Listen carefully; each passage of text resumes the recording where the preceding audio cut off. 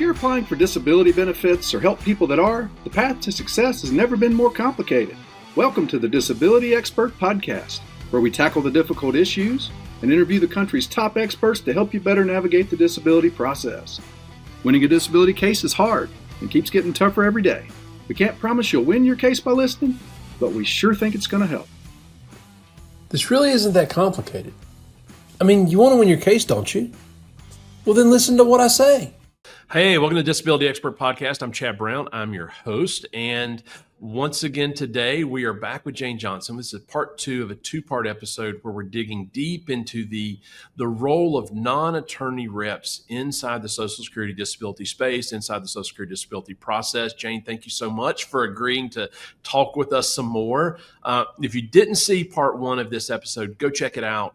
We do a deep dive into explaining the role of non-attorney reps, all of the crazy acronyms that help you differentiate the ones that are super competent and the ones who are serving different roles in the process, so you can have an idea of the sort of the expertise and training of your non-attorney rep. But today we're going to get back into Jane's story because it's cool and she has some good stories, and we're going to talk about her journey to become a non-attorney rep. Just a little bit about her. She is an accredited disability representative with NADR. She is an EDPNA, eligible for direct pay non-attorney. If you don't know what those mean, go watch episode 1.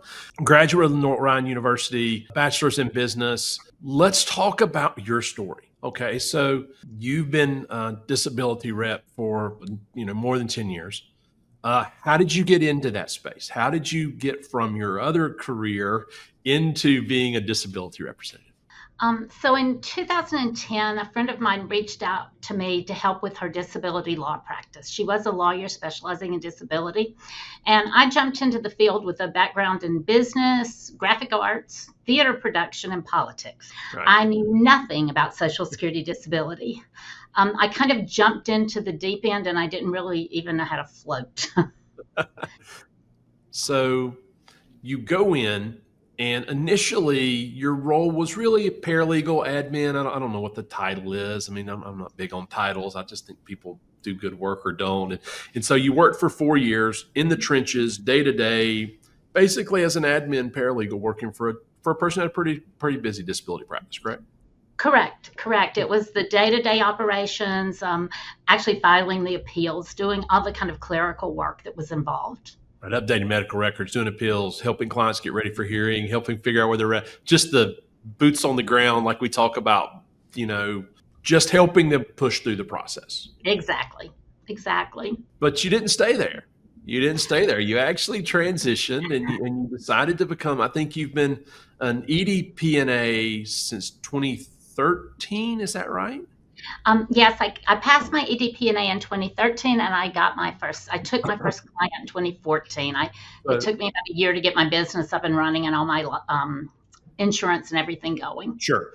Yeah, because the EDPNA it's not just like saying, "Hey, I'm a disability rep coming up." You have to have liability insurance. You have to pass exam. You have to do all these things. Right. So tell us about that first client, because I love the story. And so tell us about the first client, how you got your first client, what you learned from that process, how it sort of propelled you to where now you're just like the rest of us, completely deep in the disability world. So I'd really like to tell about two clients because I think it's a good example of how life goes. My very first client, the attorney I'd worked for, gave me. It was a really difficult case, a hard to prove mental illness, and the client refused to admit mental illness. I did a great job of developing the case. I was totally ready for hearing. And then the client, I decided I was taking too long and he wasn't mentally disabled and he fired me. So it was a lot of work and it ended up with nothing. But my second case made up for it. It was for a close friend who was developmentally disabled. She had been continually denied because she worked full time for a long time. And so what I found out was that she had worked right beside her mother. And when her mother retired, she was let go. She couldn't do the work without her mother beside her. At the hearing, I went in and spoke with the judge before the hearing, and I'm green now. I don't know what's going to happen, but it was a great judge. I went in and spoke to him before the hearing, and I said, well, my client is developmentally disordered. just disabled, but she doesn't know it. And we're not going to tell her today. And he said, oh, okay. And so we proceeded to talk a little bit about the work and how the work had happened. And then we brought the client in, we had the hearing, we asked the questions. She ended up getting approved back to before she was working. She had an old claim that we reopened, got a huge back pay, and just changed her life. It was wonderful. Yeah. So you moved from a paralegal admin into your, like we talked about, you started your own business, you started your own shop, but that's not where you are today. Today, you work at Foothills Disability Law. You work with Nancy Hugerich, Perfect. who's an attorney and a disability lawyer, very, very skilled lawyer in North Carolina. I think your relationship with her is neat, and I think how that relationship developed is really sort of what the collaboration between non-attorneys and attorneys should really look like. Not necessarily that y'all have to be partners and work together, but how that relationship developed. Can you just talk a little bit about that, about Nancy and her role in your sort of development and your role in her development and sort of how that worked? Right. So, Nan and I both were starting disability practices in 2014. Her is a lawyer who had dabbled. She'd done a few cases. She really liked the work. Right. And so she decided she wanted to specialize in it. So she was taking on more and more cases. I was taking on cases. We were both struggling at times. Nan would struggle because a case was stalled at Social Security and she couldn't figure out what was wrong with it. Or she'd get a letter from Social Security that made absolutely no sense. Those are form letters. Sometimes they don't make sense. And she'd call me up and she'd say, Jane, what do I do about this? And I'd say, oh, okay, yeah, I've seen that before. And we'd talk her through it. I, on the other hand, struggled with how to phrase a question in front of a judge in an appropriate way, how to say certain things in a brief that I knew to be true, but it was from my knowledge, not necessarily from the facts. Just how to phrase things in legalese in the correct way. So I'd call her up and say, oh, God, man, I need to say this. How do I say it? And she just gibber it out and I'd do it. So we did that for about 6 months. And then after about 6 months, a friend of mine who was a lawyer, a disability lawyer who dabbled, passed away. And his wife gave me all of his claims because she knew me. There were about 8 claims. And I said, no, they had a lawyer. They've lost their lawyer. They'll be much happier if they have another lawyer. I'm just not going to do that. So I asked Nan if she would take them, and she did. Well, that lasted for about 6 months. And she called me up and said, Jane, I'm drowning. I can't do this. She has 2 little girls at home at the time. And she says that she liked to work late at night, early in the morning. She said, I just can't do this. And I said, okay. So I took them back. And the other clients she had, that lasted about 6 months. And I called her and said, Nan, I'm drowning. I can't do this. Would you just read the records and write the briefs for the judge and do a summary of the records for me? You don't have to talk to clients. You don't have to, there won't be any of that time involved. You can do it on your own time. And she said, oh, well, I'd like to do that. So for about a year and a half, almost 3 years, we did that back and forth. That she worked for me. She wrote the briefs. She summarized the records. And then we were getting along so well and realized that we had such a common understanding and a common belief system for the way Social Security should work and how to deal with clients that we decided, well, maybe we should become a law firm. And so in 2018, we became a law firm. I now work for her. And but the partnership practice of who does what best continued. I continued to do the hearings. I continued to do a lot of the early development and client contact. She continues to write the briefs, to develop the theory of the case, to figure out what we need to do to enhance it. And it's the best partnership in the world. Yeah. I mean, what a great, I think there's a lot of ego on the attorney side. And I think sometimes in the non-attorney side, there's some ego over there too, I'll say. But sometimes there's some defensiveness as well and some insecurity. And so I think, what you guys do is basically we're just genuine and said, hey, this is what I'm good at. This is what I struggle with. She's looking at it. And I came to the disability world from, I was basically a criminal defense lawyer before I Wow. was. Yeah. It's been a long time ago, but I mean, I didn't have any idea. Crazy story. I remember the very first hearing I was in was with a judge who's retired, and there's a Social Security has this crazy world where the first day of the month is really the month before, and then everything else is not the first. And he was like, "Well, do you want we're going to pay the case. Do you want it to be not the first or the first?" And I'm like, "I don't know. Why does it matter? What's it got to do with anything?" And he's like, so he went off the record. And he's like, you don't know what you're doing, do you? And I was like, "No, not really." And he's like, "Well, if we do the first of the month, your client's going to get an extra month of benefits." And I was smart enough to realize that, well, we should do that. Like, that's the route we should take. But Right. I mean, anyone who comes into the space, it's so complex. I think that's one of the biggest misunderstandings about the whole disability practice at all is that it's just sort of this little side admin practice that's not complex. And that's just ridiculous. I mean, don't get me started about the dabblers who both have opinions on. But the synergy there is beautiful. To be able to come along beside someone and say, I can do this well and Nancy can do this well, but together we can do it better. And I think that's a huge testament to you guys. And one of the reasons that your firm is so good and does such a good job. As a member of NADR, the National Association of Disability Representatives, that synergy exists within our organization. We have attorneys, we have non-attorneys, we have Social Security people who don't even represent clients, who are members of the organization, and everybody in that organization just wants clients to be handled well. And so that's one reason that I love that organization. It works from a place of plenty, an understanding that we all have something to give and we all have something we need. Yeah, absolutely. I agree 100%. And you have a lot to give and in some very specific stuff. We're going to talk about sort of some insight you have in representing people. We want to get into that. But before we do that, let me hear a word from our sponsor, CBIG. Thanks so much. Hey there, this is Kevin Rosenquist from the Disability Expert Podcast. Every week, Chad and his guests discuss the disability process and how expert attorneys help their clients obtain the Social Security disability benefits they deserve. But obtaining disability benefits is only half the battle. After winning your disability case, understanding Medicare should be your top priority, and that's where CBIG comes in. Disabled individuals must get their Medicare coverage right. Trying to understand Medicare can cause anxiety, uncertainty, and even fear. CBIG works with Medicare beneficiaries on disability around the country and is committed to helping those on disability navigate the complex Medicare process. Visit cbigcares.com today to see how CBIG makes Medicare simplified. Mention this ad and receive a free gift when you schedule a 10-minute consultation. Okay, we are back, and I'm with Jane Johnson, and we are hearing her story, learning about how she went from being in the business world to becoming a paralegal admin in disability practice, to owning her own business, to now being in a great partnership with an attorney, Foothills Disability Law, where they represent disability clients every day.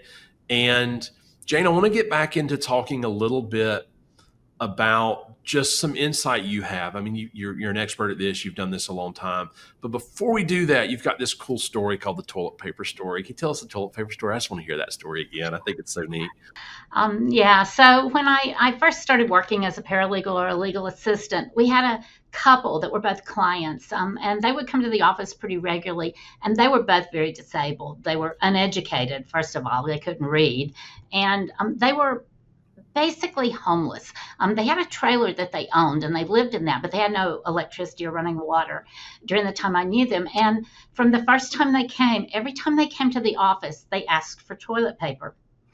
And so they told me one time that they would go to McDonald's and take as many napkins as they could because they couldn't afford toilet paper. Oh, wow. So I started, when I knew they were coming into the office, I would go around all the bathrooms and gather all the toilet paper and have it in a bag ready for them. And that went on for a couple of years until they got to hearing and got approved. Well, they got approved and they were both SSI, so their combined amount was right at $1,000 a month. They weren't rich by any stretch of the imagination, but one of my jobs was to call people after they got approved just to make sure everything was going okay. And I called them up, and both of them were on speakerphone, and the relief in their voices was amazing. Yeah. I actually cried before I got off the phone because I understood how much that toilet paper and that effort had made a difference in their lives. And I knew right then that I was hooked on this work. Yeah, I mean, and that's we don't all have a got some crazy stories as well, but everybody's got a toilet paper story. Mm-hmm. Yeah, I mean, it's there because if you're, we talked, I think I talked about this on maybe episode 1 of the podcast. It was like you shouldn't be a fireman if you don't want to run into the fire. Like if you shouldn't be, like if you don't want to engage suffering, don't come into our space. Right. Don't become a disability lawyer. Don't become a non-attorney rep. Don't come in that space because there's too much at stake. Like this isn't a space to dabble. This isn't a space to marginalize people. If you want to be involved in relieving suffering, then this might be the job for you. But if you don't come anywhere near it. And so in time and time again in these interviews, what I hear is this similar story. It's, I was able to make an impact in their life. I saw the impact in their life. And I wanted to be a part of that because I knew I was doing something significant. And, love that story. You got a couple of say-ins. We went through this. We had a little longer we do a little, I don't know if people know, we do a pre-podcast show where I work with most of my guests beforehand just so we can just to talk through and make sure they understand technical stuff and all that. But you gave me some great lines. I want you to expand on them a little bit so we can see sort of the insight you're bringing with your clients. One of these is you tell people, they say it's never too late. True or false in disability? Absolutely false. Tell us about that. 1 month later can be too late. The rules and the regulations can cause people to lose out on benefits very quickly. If you quit work and you just sit around for 5 years before you apply for disability, you're going to lose out. Yeah. If you're SSI only, so you're only drawing the minimum, it starts the day of the month after you apply. So every month that you put off applying, you lose benefits. So you absolutely should, once you know or think that you're not going to be able to return to work, you need to apply for disability. Yeah, it also impacts insurance. When your Medicare starts after you've drawn benefits for 2 years, which ends up being like a 29-month wait. Right. But you get in these odd scenarios where people wait to apply for disability, and then they get approved very quickly with sort of a remote onset date, but their benefits can't start till a year before they apply. So even though they've been disabled for 4 or 5 years, they're still waiting for their Medicare for like another year because they have to let the 2-year process run, but they can't get paid till they applied, and they applied, several years late. So I think that's hugely important for people who are sort of, we had a lot of clients, and I know you do as well, who are debating, should I go on disability? I don't feel like I'm disabled.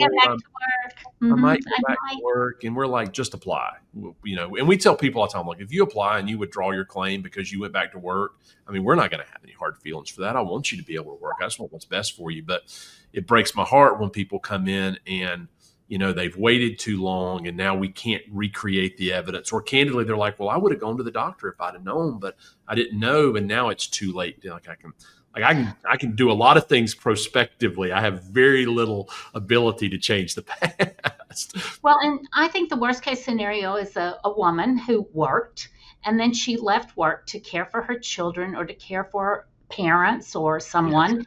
And then 8 years later, she decides she's going back to work, but she can't. Well, she's no longer in what's called insured for Title II, and her husband makes so much money that she's not eligible. She is not technically eligible for any kind of disability. She's lost out on everything. Yeah, and those are the saddest cases to me.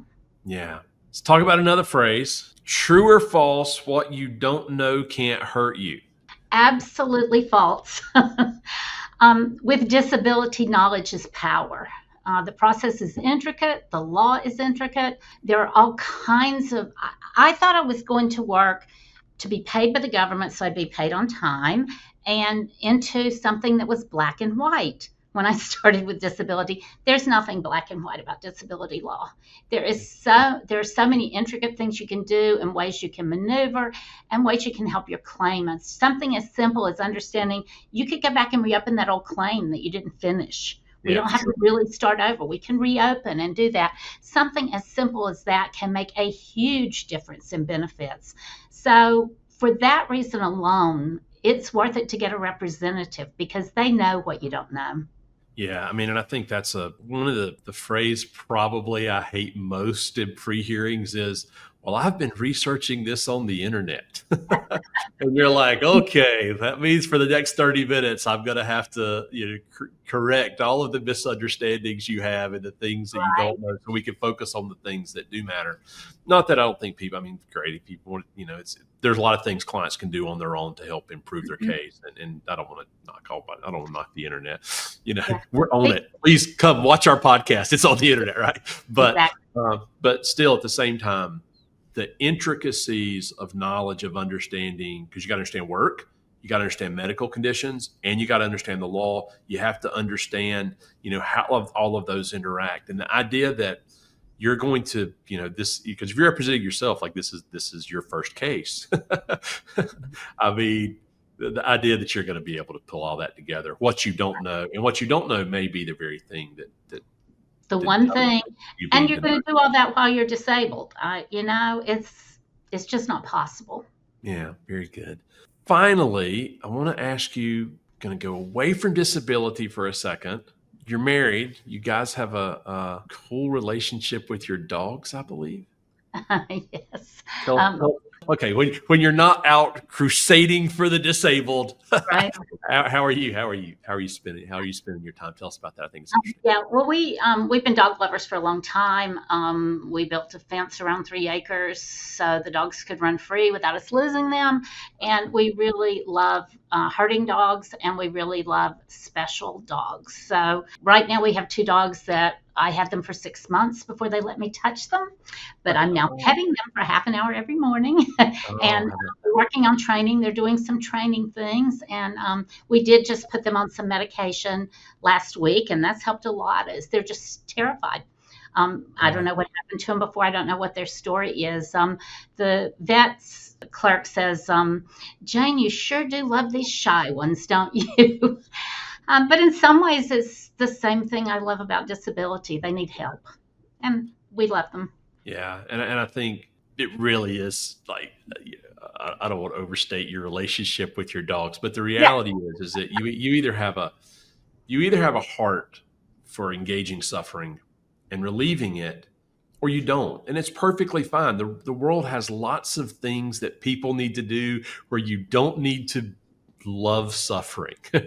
Like that's, I could give 100 jobs where that's completely irrelevant, and their jobs are just as necessary as the ones we're doing. But real testament to you. So thankful for these episodes you've done with me, and just clarifying all this misunderstanding about non-attorney reps, because I think it was interesting when we were talking before. It really struck me. Something I know, but sometimes you just have to have sort of a conversation going on for something to really come to light. And the issue is competence. The issue is not your title. The issue is not the letters you have behind your name. The issue in this space is, do you care? Do you really want to be in the space? And are you competent? And competence is at a high level. And there's lots of attorneys who really have no business in this space. I'm sure there's a ton of non-attorney reps who probably have no business in the space. Mm-hmm. But what we're trying to do is help people understand there's a lot of ways what's the old country saying? There's more than one way to skin a cat. There's a lot of ways to navigate this process with assistants, and non-attorney reps play a huge role in that. Your firm plays a huge role in that. I know NADR plays a huge role in that, and just so thankful for their willingness to step in and say, we need to make sure that people are competent, and that's ethically competent and legally competent.